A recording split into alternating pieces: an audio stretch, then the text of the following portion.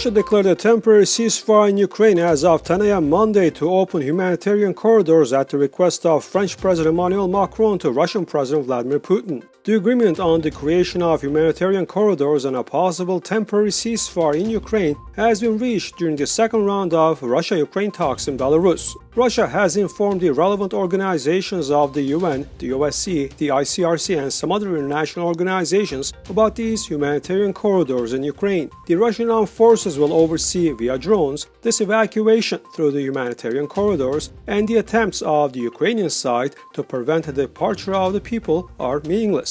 The two previous attempts to organize humanitarian corridors failed during the weekend. These corridors are essential especially for the southeast city of Mariupol, where 200,000 people are deprived of water and electricity. Meanwhile, new talks are scheduled Monday, hosted by Belarus. The third round of talks between Russia and Ukraine were due on Monday on the Polish-Belarusian border. Russian President Vladimir Putin had a phone talk with Turkish President Recep Tayyip Erdogan on Sunday. Erdogan stressed the intention of Ukrainian President Volodymyr Zelenskyy to meet with Putin in Turkey. Russia confirmed its readiness to engage in dialogue with Ukrainian authorities and foreign partners with a view to resolving the conflict. But the Russian side said suspension of the special operation would only be possible if the Ukrainian government ceased hostilities and complied with Russia's well-known demands. The ANTALYA Diplomacy Forum in Turkey will be remarkable this year. Amid the Ukrainian conflict, Turkish Foreign Minister Mevlut Çavuşoğlu said on Monday that a meeting of foreign ministers of Russia and Ukraine, Sergei Lavrov and Dmitry Kuleba, may take place on March 10th on the sidelines of the diplomatic forum in Antalya. Meanwhile, Foreign Minister Arat Mirzoyan of Armenia will also attend the Antalya Diplomacy Forum in Turkey. Armenian Foreign Ministry spokesman Vahan Unanyan noted. The Antalya Diplomacy Forum is scheduled for Friday to Sunday. A huge range of companies have dumped Russia following its military operation in Ukraine last Thursday. MasterCard and Visa suspend all transactions and operations in Russia. Meanwhile, Microsoft said it would suspend all new sales of its products and services in Russia. Apple halted product sales and restricted Apple Pay Russia and removed Russian state media outlets from its App Store. Dell has suspended product sales as well. What comes to retail, Mango, which employs 800 people in Russia, said it would temporarily close its stores and its online platform.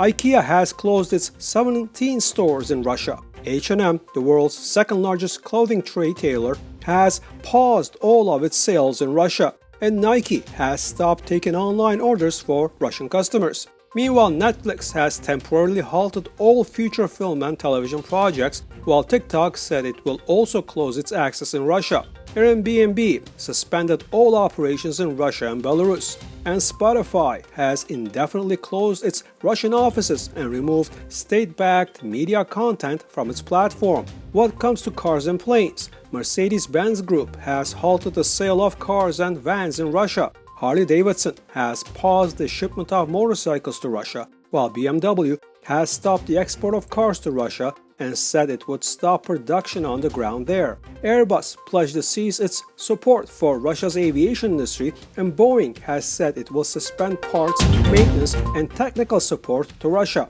Today, New Zealand imposed a ban on entry into the country for persons associated with a special operation in Ukraine. In total, the published list has about 100 people in it, including Russian President Vladimir Putin, Foreign Minister Sergei Lavrov, and Defense Minister Sergei Shoigu. The conflict between Russia and Ukraine has also shaken up the global commodities market. Russia is the world's largest exporter of wheat, with Ukraine in fourth place. Together, they account for 30% of global wheat exports, 19% of corn exports, and 80% of sunflower oil exports. Meanwhile, the Armenian opposition MP Y. Hagopian noted that the wheat issue is one of the key ones for Armenia because Armenia imports most of it from Russia. According to MPs, the longer the Russian military operations continue in Ukraine, the longer Russia will restrict exports. Also, he considered an amateur approach, the proposal of the Armenian Ministry of Economy to sow wheat at 3,000 hectares of fields.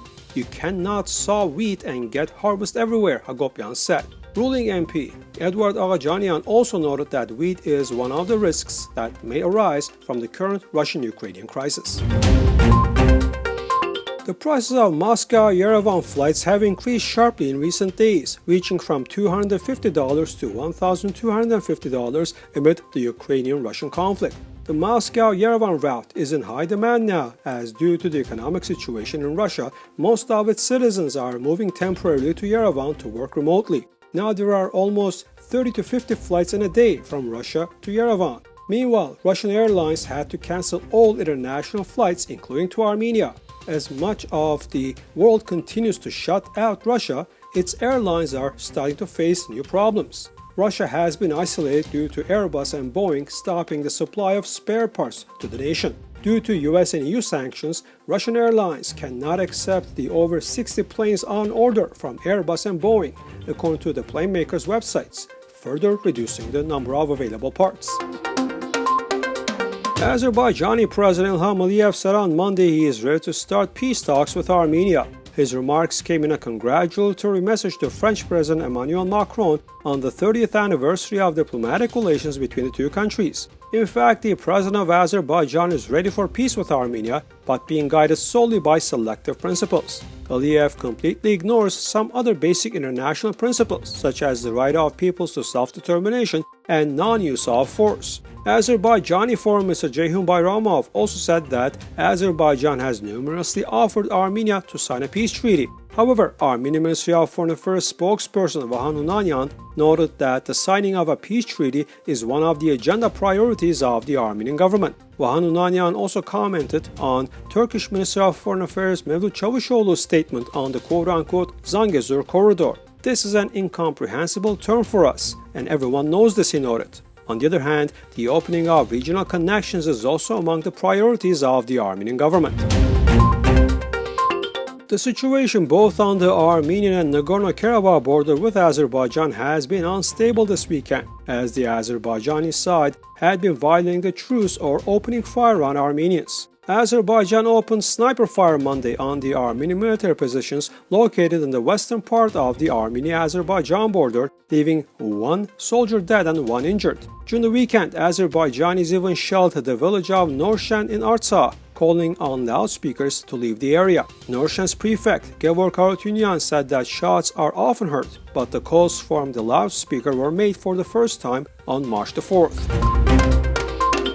Two Armenian soldiers have been sentenced to 18 and 19 years in prison in Azerbaijan, along the lines of a fabricated criminal case. Baku accuses them of illegally crossing the border of Azerbaijan, as well as placing landmines before the supply routes of Azerbaijani defense ministry units passing through the Kalbajar region in May 2021.